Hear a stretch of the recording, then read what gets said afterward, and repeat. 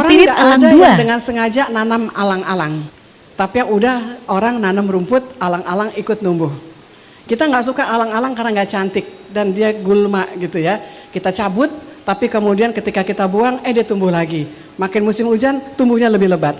Kenapa alang-alang? Karena alang-alang punya endurance. Apa tuh endurance? Daya tahan. Hari ini konteks Indonesia harus punya spirit alang-alang. Jadilah seperti alang-alang. Ketika kita mentok di satu sisi, ada jalan yang melipir.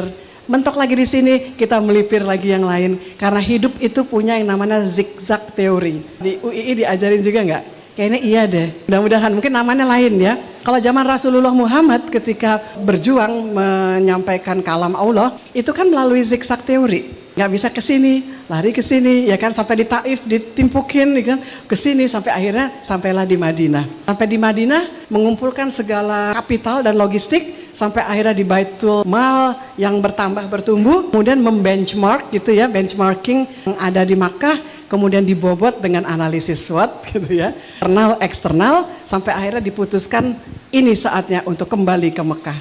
Dan ketika kembali ke Mekah tanpa darah satu tetes pun. Jadi glory, sebetulnya di Quran ada, tapi namanya agak beda dalam akademik. Khususnya kan saya baru belajar ilmu Islam ketika S2 saya yang kelima.